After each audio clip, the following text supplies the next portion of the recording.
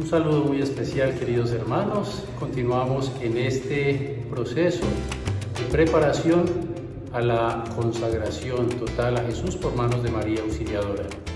Reciban nuestro caluroso saludo, nuestro afecto y nuestra oración desde acá, desde su santuario de María Auxiliadora, y la invitación para que permanezcamos firmes, sólidos en la fe y firmes, sólidos en este empeño, caminar de la mano de María Auxiliadora para un encuentro personal con el Señor Jesús.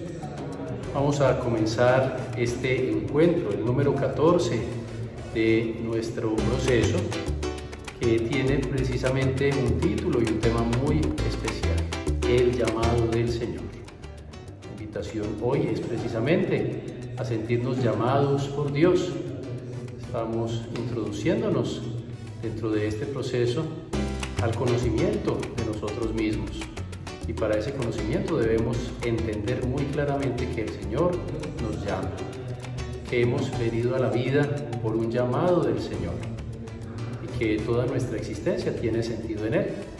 Por eso vamos a estudiar, a conocer, a comprender de una mejor manera lo que ha significado el llamado de Dios del Antiguo Testamento, a los profetas, el llamado de Dios a Moisés, como el gran padre que también ayuda a su pueblo a escuchar ese llamado y ser liberados. Ese llamado de Dios a sus discípulos, particularmente en la persona de Pedro, para que identifiquemos las características de este llamado y nos sentamos también identificados en él. Tema número 14 de nuestro proceso de consagración total a Jesús por manos de María Auxiliadora: el llamado del Señor. Antes de formarte en el seno de tu madre, ya te conocía. Antes de que tú nacieras, yo te consagré y te destiné a ser profeta de las naciones. ¿Qué significa la palabra profeta? ¿Cuál es la importancia de ese profetismo para el pueblo de Israel, para esta historia de la salvación?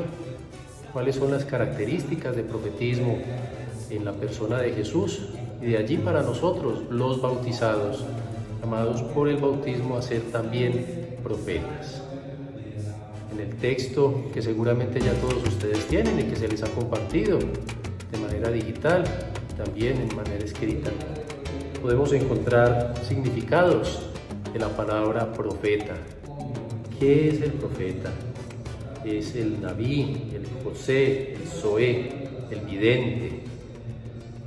El Nabí, que habla con vehemencia bajo el influjo de una fuerza superior. Para el pueblo de Israel, de la fuerza de Dios.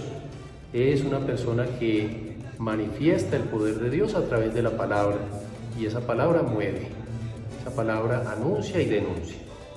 Es una palabra que nos debe llevar entonces también a nosotros a revisar cuáles son esas características de profetismo de nuestro bautismo, porque somos herederos entonces de toda esa historia de salvación que tiene en el profeta una persona, un personaje fundamental, una acción de Dios real en medio de su pueblo. ¿Cómo nace el profetismo? También nos trae este texto formativo para este tema 14. Está dentro del plan de la salvación de Dios. Ha sido llamado a algunas personas. Cuando hablamos de profeta nos referimos a aquellos que dejaron sus escritos en la historia de la salvación, y para nosotros en la revelación tenemos profetas mayores y profetas menores. Profetas mayores se refiere a aquellos que en la extensión y profundidad de esos textos han dejado una huella mucho más grande, han sido de relevancia y de importancia también para el pueblo de Israel y hoy para nosotros que escuchamos, que meditamos la palabra de Dios. Y hay 13 profetas menores, que también entonces en relación a esa extensión e impacto de sus escritos, los llamamos de esa manera, pero no porque sea menor precisamente en importancia. Su influjo en nuestra vida y en la palabra de Dios es la palabra de Dios. Se refiere más a la extensión dentro del texto sagrado. Los 4 profetas mayores, Isaías, Jeremías, Ezequiel y Daniel. Los 13 profetas menores, Oseas, Joel, Amós, Abdías, Jonás, Miqueas, Nahum, Habacuc, Sofonías, Ageo, Zacarías, Malaquías y Baruc. Vamos a continuar entonces en este camino de preparación a la consagración, considerándonos a nosotros mismos profetas, meditando lo que el profetismo nos trae en la Sagrada Escritura y proyectándolo hacia nuestras vidas. Moisés, la persona, la figura, la relevancia de Moisés para el pueblo de Israel. En el libro del Éxodo, en el capítulo 3, nos dice: Moisés era pastor del rebaño de Jetro, su suegro, sacerdote de Madián. Una vez llevó las ovejas más allá del desierto y llegó hasta Horeb, la montaña de Dios. El ángel de Yahvé se le apareció en forma de llama de fuego en medio de una zarza. Allí aparece el llamado de Moisés, una palabra que amerita dejar incluso la tierra, quitarse las sandalias, pisar tierra sagrada, sentirse convocado por Dios. Un llamado a una misión que se le hace a Moisés. En el contexto de la historia patriarcal, Dios llama después de Abraham a Moisés de una manera especial. Interviene de nuevo en la historia del pueblo de Israel y le da la potestad de liberar a su pueblo. Es una exhortación, una vocación, un llamado de Dios. Le da una tarea fundamental. Escuchemos entonces ese llamado de Dios a eso, vivir ese llamado, ese sentirnos convocados por Dios, una renuncia a nosotros mismos, una renuncia quizás a las comodidades, quizás a nuestra zona de confort. A Moisés, que habita en la casa del faraón, que ha sido salvado y que tiene una vida relativamente cómoda, una vida definida, decide por el llamado de Dios tomar parte en esa historia salvífica, en esa historia liberadora. Huir de Egipto es huir de unas realidades concretas, de unas realidades que quizás nos acomodan, o de unas realidades a las que nos vamos acostumbrando y que no son la realidad de Dios, el deseo de Dios y la felicidad de Dios para nosotros. En respuesta a ese llamado, Moisés decide tomar las riendas de una misión, el llamado particular.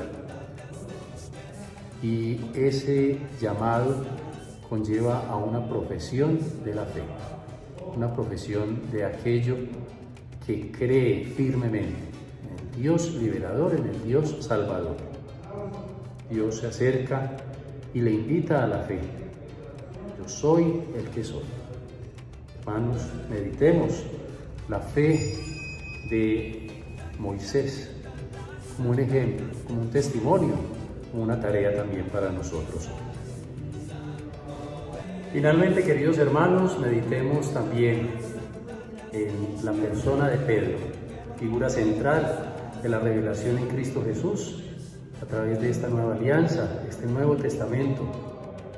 Una figura que es llamado directamente por Jesús, una persona que no espera una misión y un llamado tan importante, una persona que tiene unas características de personalidad, un carácter recio, una decisión para trabajar en lo que sea necesario, un aporte real de trabajo, de empeño, pero que se ha dedicado precisamente al cuidado de sí mismo, de su familia, a vivir de una manera sencilla, pero quizás Le hacía falta ese llamado de Jesús y quizás le hacía falta escuchar ese llamado. En un segundo momento, cuando Jesús lo invita a ser pescador de hombres, decide dejar de lado entonces esa tarea, quizás importante, pero mucho más pequeña, de dedicarse a recoger peces, y se dedica a la tarea de Dios, a recoger a la humanidad, a construir el reino de Dios, a echar las redes en nombre de Jesús para que sean llenas de santidad en esta humanidad. La respuesta de Pedro es una respuesta casi siempre entusiasta, inmediata, a veces no muy fundamentada, quizás con necesidad de cercanía, de profundidad, de llenarse más de Jesús. Por eso mismo, una respuesta a veces frágil, que pasa incluso por la negación, pero en medio de esa negación, la fidelidad de Dios. Esa característica de Jesús, que reconoce la fragilidad, reconoce, incluso le anuncia la negación, pero no deja de creer en Pedro, no deja de confiar y no quiere quitarle esa misión porque sabe que con su poder Él la va a llevar a cabo hasta la eternidad. Jesús confía plenamente en Él y de allí surge entonces una fe inquebrantable de Pedro. Una fe que después de haber sido probada en esos momentos de fragilidad se convierte en una fe recia, una piedra sólida sobre la que se construye la iglesia, en una barca que pasa por encima de las tempestades, en la que nosotros mismos debemos también caminar. Una fe inquebrantable que también debemos nosotros asumir, y por eso estamos formándonos en este caminar de la preparación para un encuentro personal con Jesús, para conocerlo profundamente, para hacernos entonces portadores de alegría y de felicidad para nuestros hermanos, portadores de la esperanza como Pedro, portadores de una fe sólida que transforma este mundo y la convierte en reino de Dios. Les agradecemos a todos ustedes la fidelidad, esta capacidad de continuar con firmeza, de reiniciar a veces a pesar de las dificultades, de las tentaciones, continuar con este trabajo. Los animamos a seguir adelante en esta preparación a la consagración total a Jesús por manos de María. Reciban la bendición con el compromiso de nuestra oración por ustedes, de la confianza de que la oración de todos también llevará adelante esta buena obra que el Señor ha iniciado en nosotros. El Señor esté con ustedes. Y la bendición de Dios Todopoderoso, Padre, Hijo y Espíritu Santo descienda sobre ustedes y los acompañe siempre. Amén. Felicidades.